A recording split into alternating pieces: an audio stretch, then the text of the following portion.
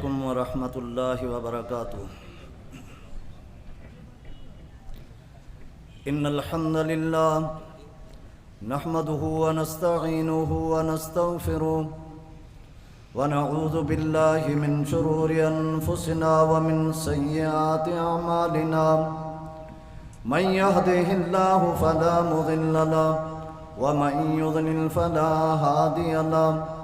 أشهد أن لا إله إلا الله وحده لا شريك له وأشهد أن محمدًا عبده ورسوله. أما بعد فإن خير الحديث كتاب الله وخير الهدي هدي محمد صلى الله عليه وسلم وشر الأمور محدثاتها وكل محدثة بدعة وكل بدعة ضلالة وكل ضلالة في النار. أعوذ بالله من الشيطان الرجيم. بسم الله الرحمن الرحيم. فإن تنازعتم في شيء فردوه إلى الله والرسول. رب اشرح لي صدري ويسر لي أمري واحلل عقدة من لساني يفقهوا قولي. رب زدني علما رب زدني علما رب زدني علما.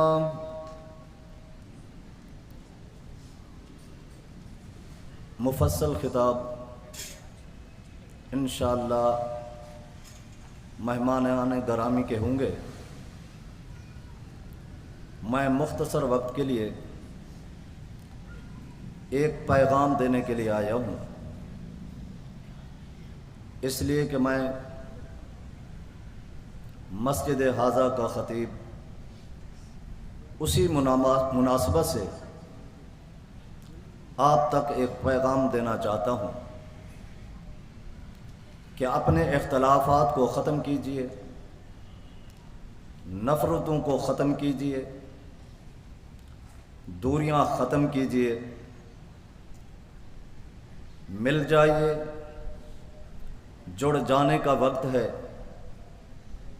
اتحاد و اتفاق کا وقت ہے. یقیناً یہ دین، یہ شریعت کسی امتی کے سینے میں کامل و اکمل جمع نہیں ہو سکتا. جب ایک سینے کے اندر یہ پوری شریعت جمع نہیں ہو سکتی تو معرفت میں، سمجھنے میں، علم کی کمی اور لا علمی میں اختلاف ممکن ہے. اختلاف ہو سکتے ہیں. کامل علم، مکمل علم انبیاء کے سینے میں جمع تو ہو سکتا ہے اور یقیناً جمع ہوتا ہے. کسی امتی کے اندر یہ صلاحیت نہیں کہ پوری شریعت کا علم جمع ہو جائے.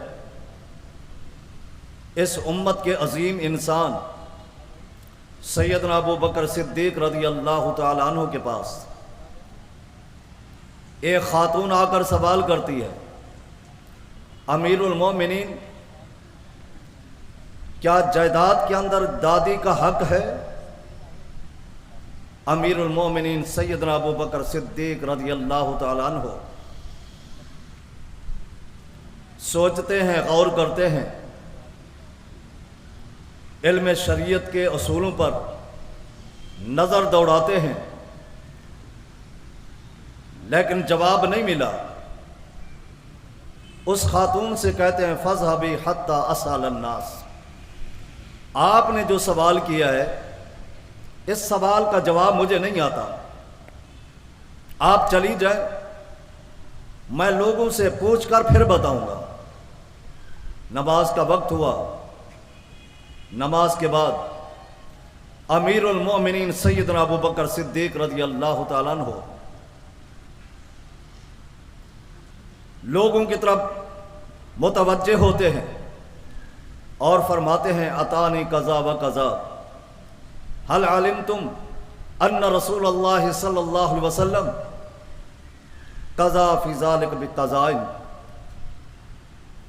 کیا تم جانتے ہو آج میرے پاس اس طرح ایک خاتون نے سوال کیا ہے کہ اللہ کے نبی صلی اللہ علیہ وسلم نے اس کے متعلق کچھ فرمایا ہو۔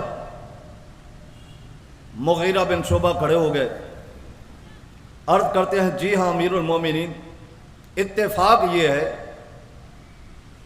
کہ میں اسی محفل کے اندر موجود تھا، رحمت کائنات صلی اللہ علیہ وسلم سے اس طرح سوال ہوا اور پیارے پیغمبر علیہ الصلوۃ والسلام نے یعطیہ السدس، آپ نے جواب دیا کہ دادی کا جائیداد میں چھٹا حصہ ہے۔ عرض یہ کرنا ہے کہ عظیم انسان ابو بکر صدیق رضی اللہ تعالیٰ عنہ جنہیں امام مقرر کیا کائنات کے امام محمد الرسول اللہ صلی اللہ علیہ وسلم نے، کسی کو امام مقرر کرتا ہے علاقے کا وڈیرا، کسی کو امام مقرر کرتا ہے علاقے کا چودھری، کسی کو امام مقرر کرتے ہیں علاقے کی کمیٹی، اور یہ کیسا عظیم امام ہے جس کو امام مقرر کیا ہے تو محمد مصطفیٰ صلی اللہ علیہ وسلم نے، مرو ابا بکر فلیصلی بالناس۔ ان کے پاس شریعت کا کامل علم نہیں، جب علم کامل نہیں ہو سکتا تو اختلاف ممکن ہے، اختلاف ممکن ہے، اور اختلاف ہوئے۔ یہی سیدنا ابو بکر صدیق رضی اللہ تعالیٰ عنہ کے پاس بنو اسد اور غطفان قبیلہ کے لوگ آئے اور کہنے لگے ابو بکر ہم صلح چاہتے ہیں۔ ابو بکر صدیق رضی اللہ تعالیٰ عنہ سمجھ گئے کہ آج ان کو حالات نے تنگ کر دیا ہے، آج حالات نے گھیرا کر دیا ہے۔ یہ وہ لوگ جو مسلمانوں کے خلاف، اسلام کے خلاف انہوں نے بڑے پروپیگنڈے کیے، اسلام کے خلاف بڑی بغاوتیں کی، آج یہ چل کے میرے پاس آئے ہیں، کہتے ہیں صحیح ہے، اتفاق ممکن ہے، لیکن کچھ میری شرائط ہے، شرائط ماننی پڑیں گی۔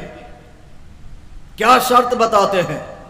کہتے ہیں پہلی شرط یہ ہے تدون قتلانا، تم نے ہمارے مسلمان بھائیوں کو قتل کیا، شہید کیا، ان کی تمہیں دیت دینی پڑے گی۔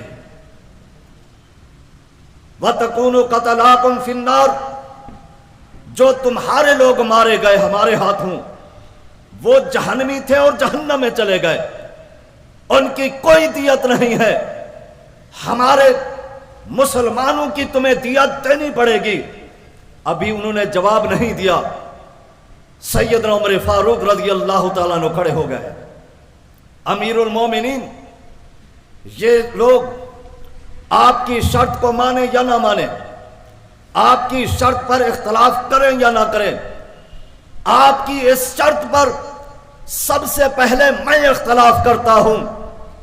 فَإِنَّ قَتَلَانَا قَاتَلَتْ وَقُتِلَتْ عَلَىٰ أَمْرِ اللَّهِ عَزَّ وَجَلَّ، ہمارے مسلمان اللہ کے حکم سے اللہ کے راستے میں انہوں نے جنگ کی اور شہید ہو گئے۔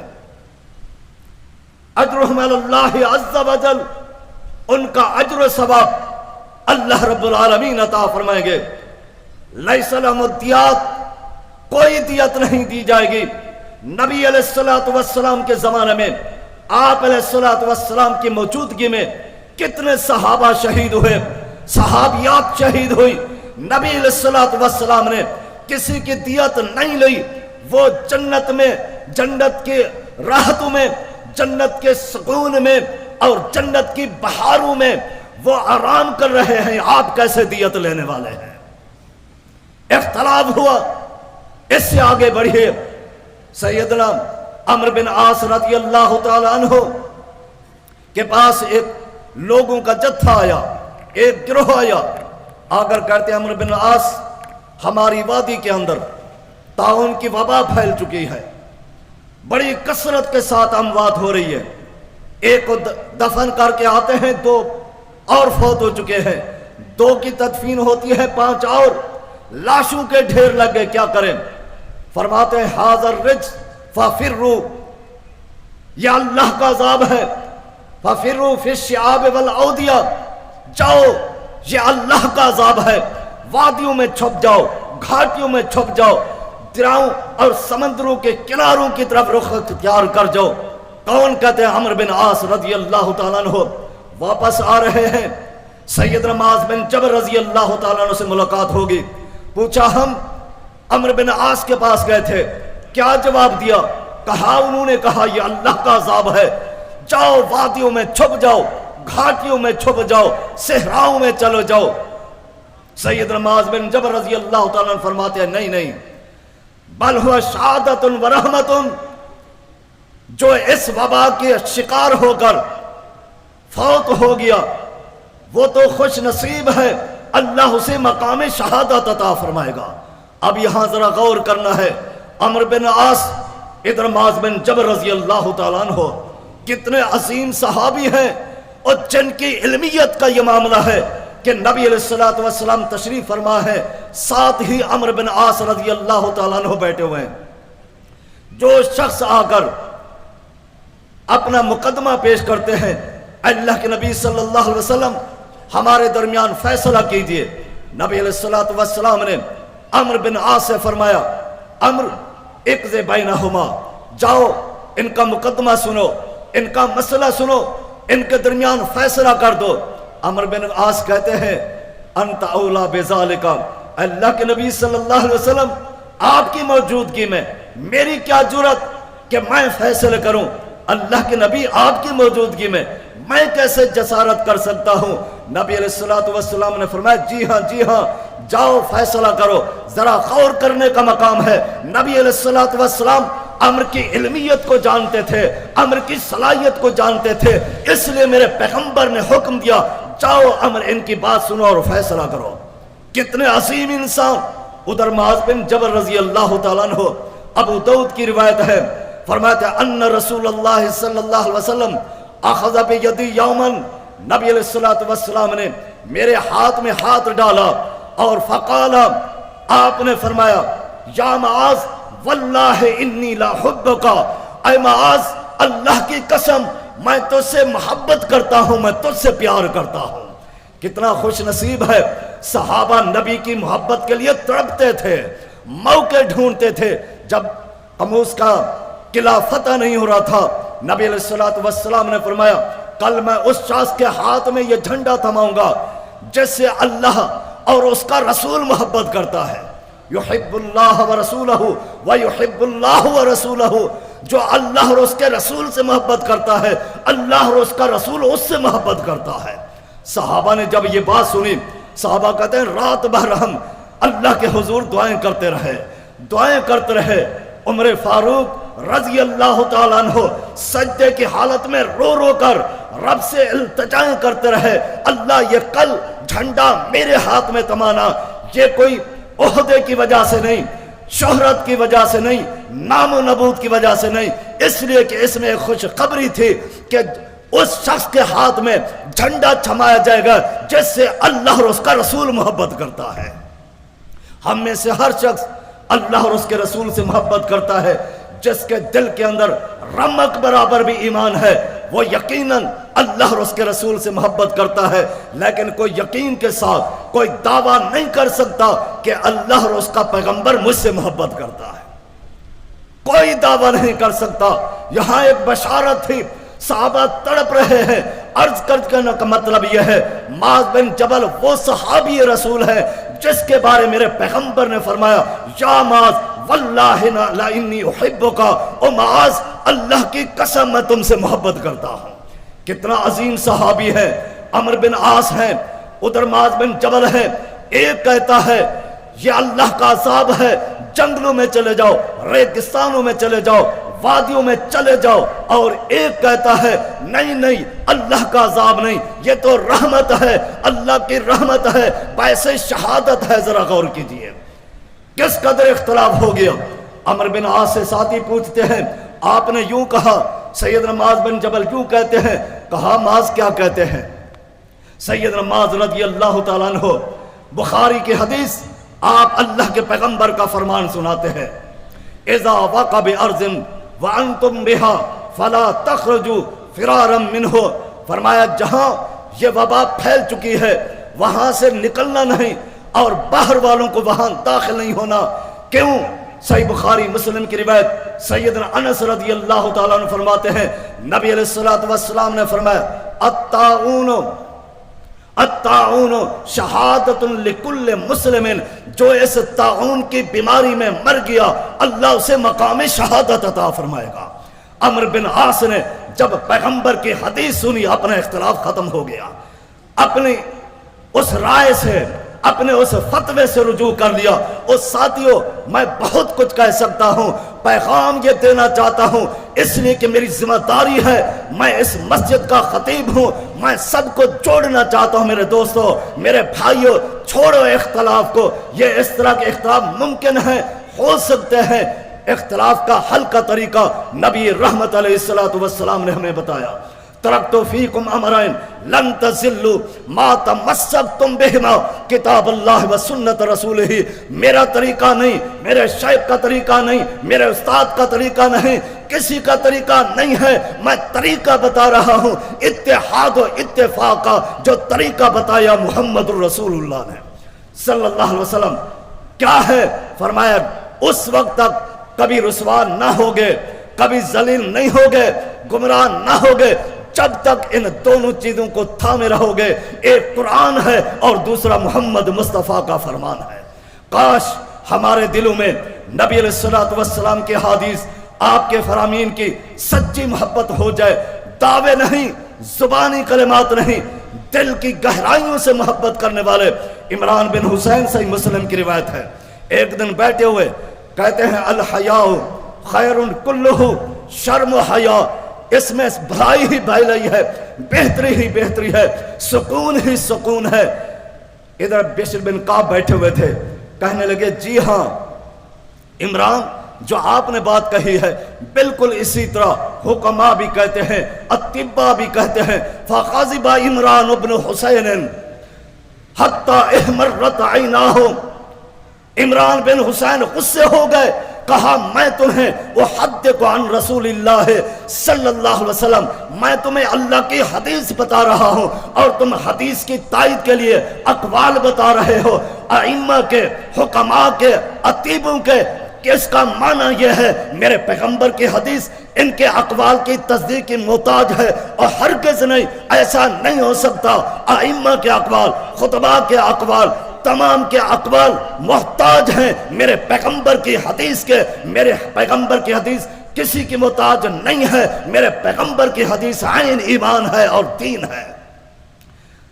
میں یہ دعوے سے کہتا ہوں اگر ہمارے دلوں میں حدیث رسول صلی اللہ علیہ وسلم، سنت رسول صلی اللہ علیہ وسلم کی سچی محبت آ جائے، ہم ہر مسئلے میں، خوشی کا معاملہ ہو، غمی کا معاملہ ہو، عبادت کا معاملہ ہو، سیاست ہو، کوئی بھی شعبہ ہو، اگر اس اصول کو اپنے دل و دماغ میں اتار لے، ہر مسئلے کے لیے ہم نے لینا ہے پیغمبر علیہ السلام کی تعلیمات، اللہ کے قرآن سے اور محمد الرسول اللہ صلی اللہ علیہ وسلم کی سنت سے۔ میں کہتا ہوں یہ اختلاف ختم ہو جائے گا، یہ نفرتیں، یہ دوریاں ختم ہو جائیں گی، یہ نفرتیں محبت میں بدل جائیں گی، یہ دوریاں قربت اختیار کر دیں گی، یہ اختلاف انتشار، اتحاد و اتفاق کر دیں گے۔ اللہ سے دعا ہے اللہ رب العالمین ہمیں جڑ جانے، متحد اور اتحاد کرنے کی توفیق عطا فرمائے۔ وآخر دعوانا الحمد